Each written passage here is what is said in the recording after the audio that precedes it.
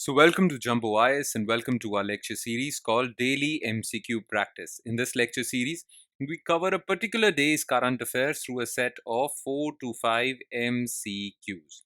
The idea behind this lecture series is that we want you to cover your current affairs through a set of MCQs because MCQs form a very important portion of your prelims preparation.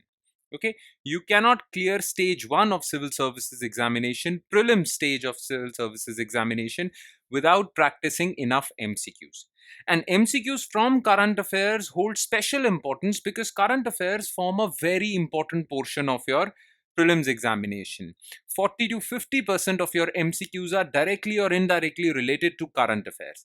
Therefore, practicing current affairs MCQs is of extreme importance in civil services preparation. Now, we have broken down your entire current affairs MCQs into a group of 4 to 5 MCQs. And those 4 to 5 MCQs would be covered on a daily basis. Okay? Because if you cover 4 to 5 MCQs on a daily basis, they would add up to more than 1200 MCQs, and that too from the topic of current affairs alone. So you won't have to worry about your current affairs portion in your prelims examination, provided you have made this lecture series a daily habit, a part of your daily routine. All right. So in the hope that you will make this lecture series a part of your daily routine, I'll begin this lecture starting with question number 1. Consider the following statements regarding in-flight internet services. Satellite-based internet is the only form of internet that works on flying airplanes. The specialized antenna for the satellite-based internet is placed on the airplane's belly. Satellite-based internet offers wider coverage than cellular tower-based internet services. Okay. So recently, Air India announced that it is going to provide internet services on flight on domestic routes as well. Currently, there are many airlines that offer internet services, but they offer internet services on international flights. Air India will be the first airlines that will provide services on domestic flights. The thing is, as far as the technology of in-flight internet services are concerned, well, there are two types of technologies to provide internet on flight. Okay. Now, first is air to ground technology. The other is satellite technology. So you can provide internet on flying planes through these two technologies. Air to ground involves cellular towers on ground. So there are cellular towers on ground that provide internet on your mobile phone. These towers will relay internet signals to the airplane. Okay. Now, airplane would be able to receive these signals transmitted by cellular towers because there will be an antenna on the plane's belly. That means at the bottom of the plane, there will be an antenna that will receive internet signals from cellular towers. Okay. This is known as air to ground technology. The other technology through which you can get internet on flying airplanes is satellite based technology. So satellites that are flying all over the earth, okay, that are flying above the earth, they would relay internet signals to the flying airplane. And for that, the flying airplane needs to have an antenna above the plane, not the lower body of the plane, on the upper side of the plane, to catch signals from the satellite. Okay. So satellite based internet is the only form of internet? No, ATG is also there. The specialized antenna for satellite based internet is placed on the airplane's belly? No, placed on the top of airplane. Because satellite is above the airplane. If you want to receive signals from satellite, well, the antenna should be at the top. Because cellular towers are at the ground, that is why antenna for cellular towers need to be at the bottom of the plane. So this is also false. Now, satellite internet has an advantage over ATG internet. And what is that? Look, if the airplane is flying over land where there are enough cellular towers, then the internet services are working just fine on the airplane. But let's suppose the airplane is flying over a large water body, an ocean, a sea, where there can't be cellular towers, or over a large desert body where there can't be cellular towers. If the plane is flying over these areas, then internet coverage won't be, or internet services would get disrupted. Okay, that is the case with ATG. But when it comes to satellites, Well, there is no disruption, even if the airplane is flying over remote areas, oceans, deserts. Satellite based internet offers wider coverage. So, this is correct. Only one A. All right. Question number two. Which of the following statements is are correct regarding social reformer Narayan Guru? He followed the philosophy of Dvait Advait and propagated the idea of universal oneness. Okay. He was a social reformer from Ezava caste in Kerala. He supported the idea of religious conversion to escape caste based atrocities. Okay. So, look, Sri Narayan Guru is a social reformer who was born in 19th century and continued his social reforming activities uh, in the beginning of 20th century as well. In fact, he played a very instrumental role as far as social reforms in the state of Kerala are concerned. Now, he was born in a village in Kerala. He was born in a village near Thiruvananthapuram in Kerala. Okay, and he was born in a family that belonged to Ezava caste, the so-called backward class in Kerala. Okay, now since very young, or since I mean, in a very young age, he dedicated his life to asceticism. He wandered off and studied Upanishads, Vedas, and studied everything and dedicated his life towards social reform. In fact, he was a big follower of a religious philosophy called Advait Vedanta.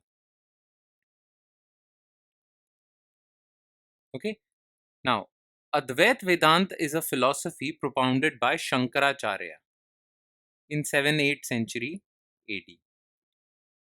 Okay, Advait Vedanta says that God, universal being that is in everyone, that pervades everything, okay, is called Brahman,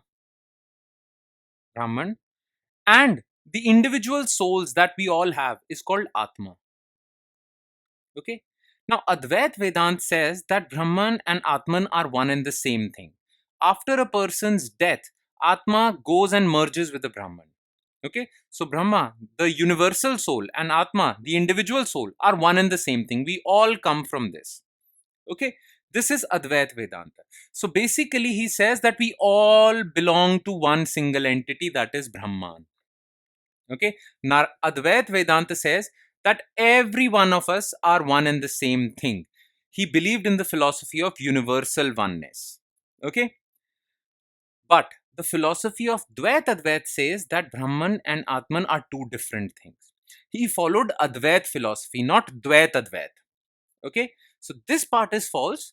But yes, he propagated the idea of universal oneness. In fact, he gave a slogan also: one caste, one religion, one God. Okay, so this is false because it's not Dvait Advait, it's Advait Vedanta. He was a social reformer from Ezava caste, absolutely correct. He supported the idea of religious conversion to escape caste based atrocities, absolutely false. In fact, he opposed the idea. In fact, he took steps so that the backward castes do not convert to other religions. He said that you need to fight for your rights within the same fold, but he did not supported religious conversion. Okay, so this is false. Only to C. Question number 3. Which of the following statements is are correct regarding Char Dham pilgrimage in India? It includes pilgrimage to 4 Hindu religious shrines in Uttarakhand and Himachal Pradesh. Okay, the pilgrimage only happens between May to November. It is one of the biggest source of tourism revenue for the state government. All right. Now, the reason why Char Dham pilgrimage was in the news was because Uttarakhand government has announced a winter Char Dham Yatra. Okay, I'll explain what do we mean by the word winter Char Dham Yatra or pilgrimage. Okay, but in Hindu religion, all Hindus across the country take this pilgrimage called Char Dham pilgrimage. So there are 4 important temples or shrines in the state of Uttarakhand. Okay, these are the holy places where pilgrims belonging to Hindu religion travel. Okay, now these 4 sites are Gangotri, Yamunotri, Kedarnath, Badrinath. All 4 shrines are in Uttarakhand. Okay, Garhwal Hills of Uttarakhand. So it includes pilgrimage to 4 Hindu religious shrines, absolutely correct, in Uttarakhand, not Himachal Pradesh, because none of these sites are in Himachal Pradesh. Okay. Now the pilgrimage happens. The pilgrimage happens only between the months of May to November. Okay, because during winters, because of heavy snowfalls, because of heavy snowfall, these temples or these shrines remain closed. In fact, the principal deity in these shrines are shifted to lower altitudes or shifted to temples in lower altitudes. Okay, so this pilgrimage happens only between May to November, absolutely correct. Now, this pilgrimage between May to November is of extreme importance for the state government of Uttarakhand because it generates a lot of tourism revenue. In fact, Uttarakhand Tourism Department says that around 200 crore rupees daily, yes, 200 crore rupees revenue is earned on a daily basis between these months. But during winter months, this revenue dries up. So, to continue the flow of revenue, Uttarakhand government has created a winter Char Dham circuit because the principal deities of these 4 shrines are shifted to lower altitudes. So Uttarakhand government is saying that pilgrims can visit these lower altitude shrines as well and Uttarakhand government called this winter Char Dham Yatra. Okay, so that even during the winters, the revenue flow continues as far as tourism is concerned. It is one of the biggest source of tourism revenue. Absolutely correct. So 2 and 3. And last, consider the following statements. As per the Banking Regulation Act 1949, only RBI can give binding directions to banks with regards to interest rate charged on loans. Okay.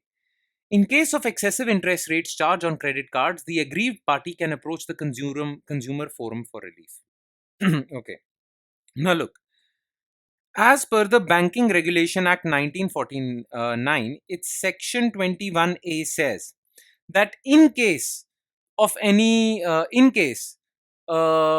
is a transaction between a bank and a debtor, and the debtor feels that excessive interest rates are charged, okay, if that is the dispute, then no court can give directions to a bank regarding interest rate charge. Only RBI, as per section 35A of Banking Regulation Act, can give those directions. So if you combine these two sections of Banking Regulation Act, it says that no other authority except RBI can direct banks to charge a lower interest rate. Okay, so this part is correct. Now, in case you feel that your bank is charging excessive interest rate, can you go to the consumer forum? Well, in the past, in 2007, some petitioners did go to consumer forum, but recently Supreme Court has opined that no, as per Banking Regulation Act, only RBI can direct the banks to lower their interest rate. So even if you go to the consumer forum and consumer forum actually directs the banks to lower their interest rates, banks are not obliged to do so because consumer forum has no power as per the Banking Regulation Act. Only RBI has that power. So this is false. And with that, we conclude today's session. Thank you so much for watching, everyone. And I'm sure it has added value to your preparation, but it will add more value if you revise this lecture also. Now, by revision, I mean taking a look at detailed explanation to each and every MCQ we just discussed. Okay, so you need to take a look at the detailed explanation, written explanation to each and every MCQ we discussed in this lecture. Now, where can you have these explanations? Well, these explanations are provided in our notes for this lecture, and these notes are available on our Telegram channel. The link to our Telegram channel is provided in the comment section below this video. All you have to do is just click on that link. It will take you to our Telegram channel, and from there, you can download the notes for not just this lecture, but all the other lectures featuring on our YouTube channel. On that note, I'll be signing off. Thank you so much, everyone.